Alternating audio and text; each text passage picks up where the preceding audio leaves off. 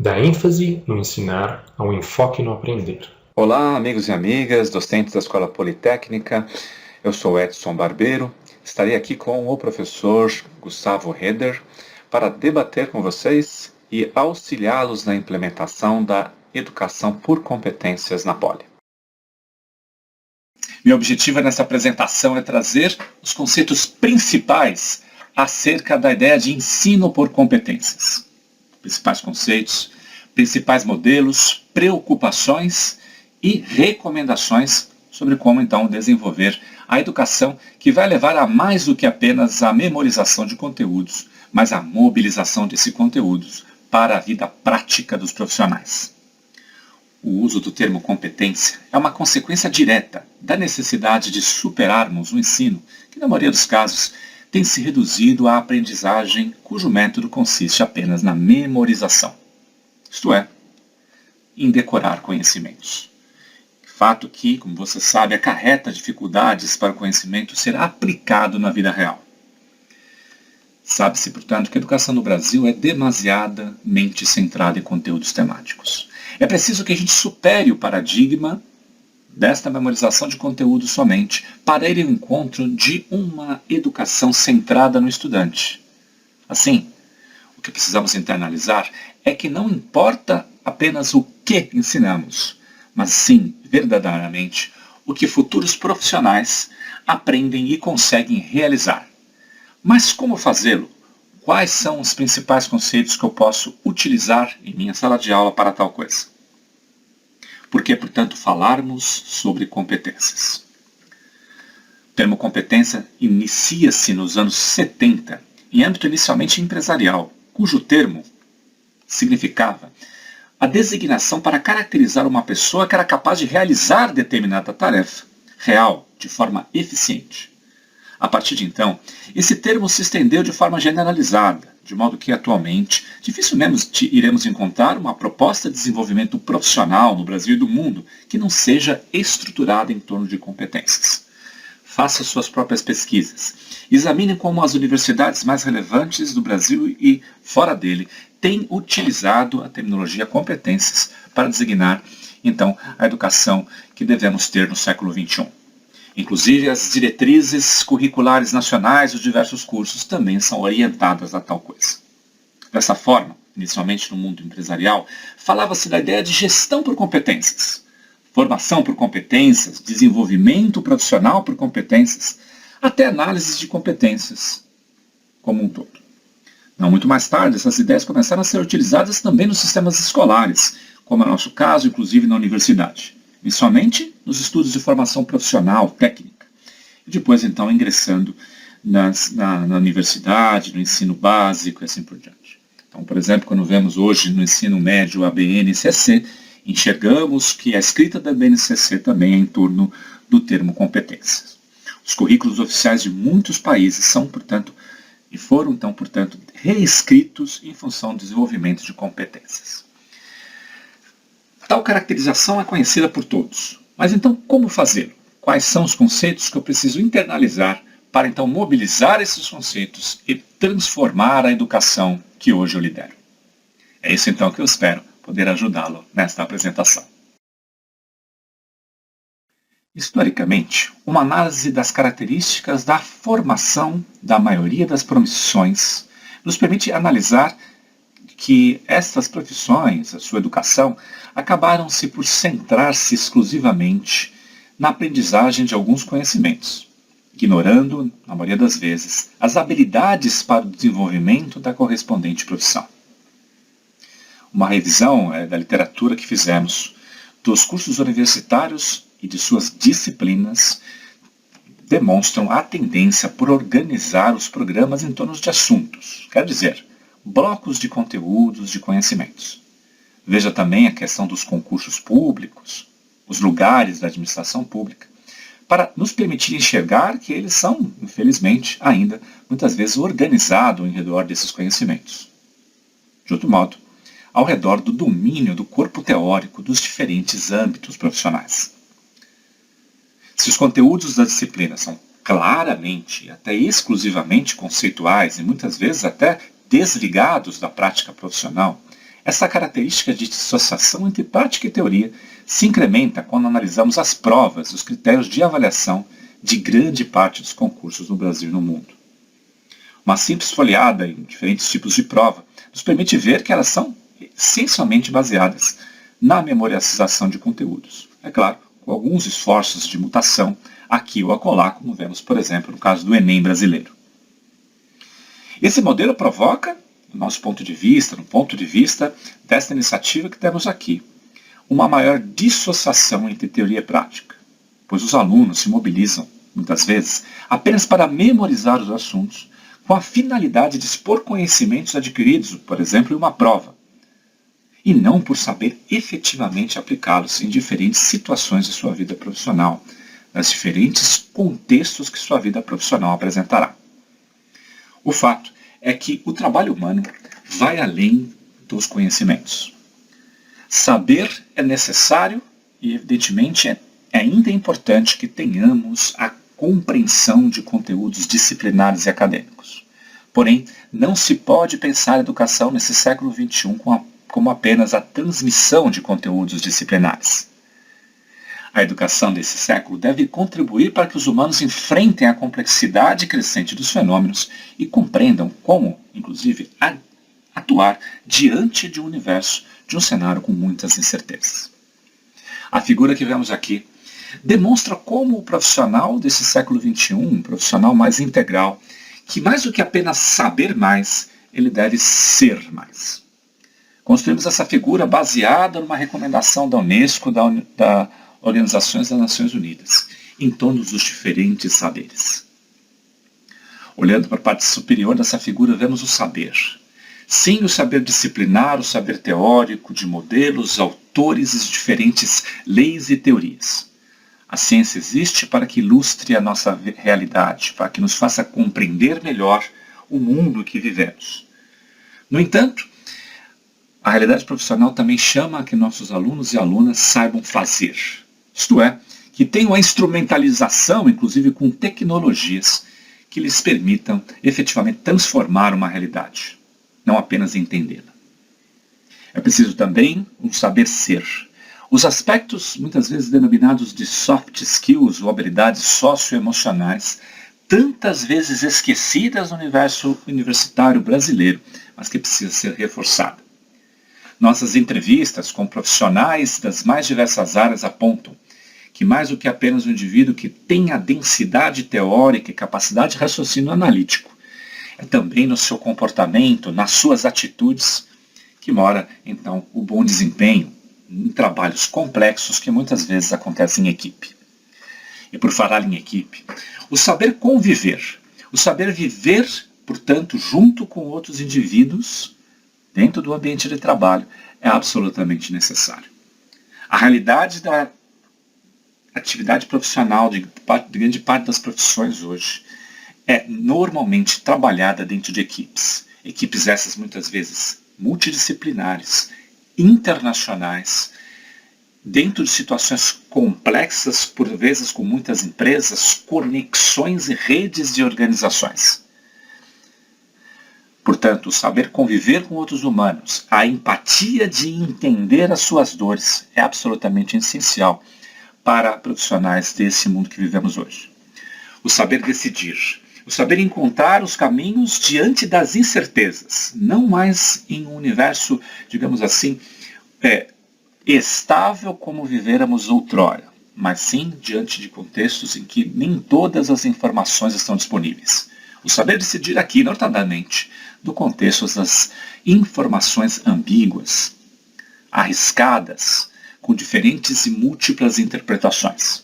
Saber utilizar métodos analíticos, mas também reforçar a sua intuição para que as decisões sejam melhor tomadas nas diferentes fronteiras do trabalho desse profissional. O saber transformar. Numa sociedade que se modifica com muita aceleração, como você já sabe, potencializada pelas tecnologias da informação, mas também por uma sociedade bastante plural e que é globalizada e é influenciada por diferentes forças.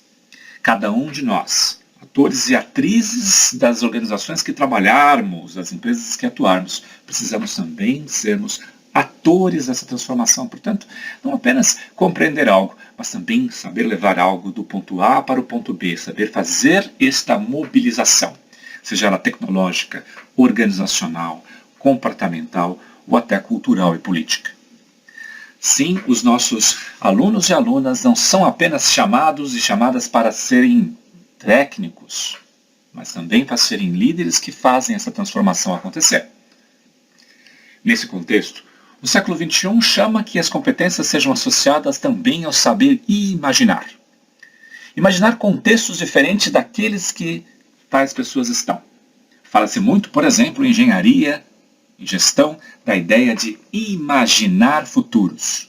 Como que eu faço para inovar se eu não consigo superar as minhas visões da realidade factual tal qual ela está hoje? E então, projetar novas realidades, imaginar novas circunstâncias. Essa capacidade imaginativa, com curiosidade e criatividade, tão colocada, por exemplo, nos primeiros anos da nossa formação educacional, no jardim da infância, é por vezes subjugada, esquecida, quando estamos aí já na educação básica, educação também superior. Infelizmente, em muitos contextos, saber um conjunto de modelos conceituais passa a ser relevante, mas não saber ter a criatividade e a imaginação para superar aqueles paradigmas e entender novos contextos. O saber viver, finalmente, destacando o fato de que a separação profissional-ser humano das vidas pessoais e vidas profissionais já não se faz de modo tão cartesiano e burocrático como se fazia anteriormente. Um dos grandes problemas que se vive atualmente no universo profissional é exatamente a falta de saúde mental, pessoas que acabam desenvolvendo ansiedades, entre outros problemas, e que, portanto, este não saber viver acaba impactando a realidade profissional.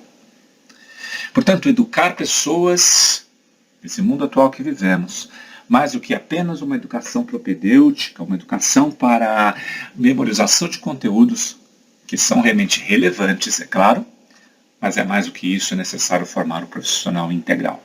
É dentro desse contexto de competências humanas integrais que se faz os conceitos de educação por competências que eu quero então destacar nos próximos slides.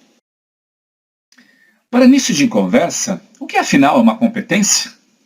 Nós, no mundo acadêmico, gostamos de compreender com precisão os conceitos que estamos trabalhando, não é mesmo? Qual efetivamente é a diferença entre conhecer e ser competente? O que seria, nesse contexto, uma pessoa incompetente? Entender uma fundamentação teórica sobre esse tema conduzirá melhor o que então teremos a discutir adiante nesse programa. A ideia de competências no âmbito da educação escolar, isso também superior, identifica o que qualquer pessoa necessita para responder aos problemas que enfrentará ao longo de sua vida profissional. Sendo assim, a competência consistirá na intervenção eficaz nos diferentes âmbitos da vida, pessoal e profissional, mediante ações das quais são mobilizados conhecimentos de maneira, ao mesmo tempo, interrelacionada também com atitudes, procedimentos e aspectos conceituais e comportamentais. Mas então, o que caracteriza uma pessoa capaz de realizar determinadas tarefas e atingir resultados? Esta, você percebe, é uma visão bastante diferente do que tipicamente acontece na educação brasileira. Mais do que apenas comprovar conhecimentos, comprovar competências e atingimento de resultados. Afinal, desafio que seremos chamados como profissionais. Temos aqui uma figura que procura sintetizar esse aspecto. Desenvolvemos essa figura muito fundamentada na literatura a respeito, que é bastante extensiva. Então vamos cada um desses pontos dessa literatura e como nós então organizamos. Primeiro, o que é? Competência refere-se a uma presença evidente, portanto, que se possa observar das capacidades, habilidades e aptidões de um certo indivíduo. Mas para quê? Para que se observe-se um rendimento elevado diante de soluções e desafios complexos. Como veremos ao longo desta rápida apresentação, A ideia de competências, portanto, associa-se fundamentalmente à ideia de solução de desafios. E mais particularmente, dado o cenário que anteriormente descrevemos, desafios que têm natureza complexa. Complexa aqui entendendo variáveis das mais diversas origens que efetivamente são mutáveis e, sobretudo, desafios que têm o toque humano, isto é, que têm as imprecisões e incertezas decorrentes da interface homem-tecnologia, economia, entre outros pontos. Portanto, mais uma vez, a competência refere-se à solução de desafios. Mas de que forma esta competência se apresenta? Por meio da mobilização de conhecimentos. O professor Nilson Machado, da Faculdade de Educação da Universidade de São Paulo, nos destaca muito brevemente que competência é o conhecimento mobilizado. Portanto, a forma que a gente vê isso é a mobilização de conhecimento de maneira integrada, rápida, inovadora, colaborativa, eficaz e ética. Escolhemos esses adjetivos para efetivamente trazer aquilo que nós entendemos ser a forma mais adequada para se compreender esta mobilização de conhecimento nesse projeto. A integração que se destaca refere-se ao fato de que esperamos o desenvolvimento de disciplinas, currículos, metodologias didático-pedagógicas que integrem interdisciplinarmente conhecimentos. Portanto, buscando a interface de conhecimento nas diferentes áreas. De forma rápida. No mundo atual, espera-se que a solução de problemas aconteça de tal modo que também a variável tempo seja bem trabalhada. Uma sociedade com aceleração social e também com a possibilidade de utilização de tecnologias na informação. Portanto, a mobilização de conteúdos que lhe permita usar com tecnologias da informação a solução rápida desses problemas, de forma inovadora.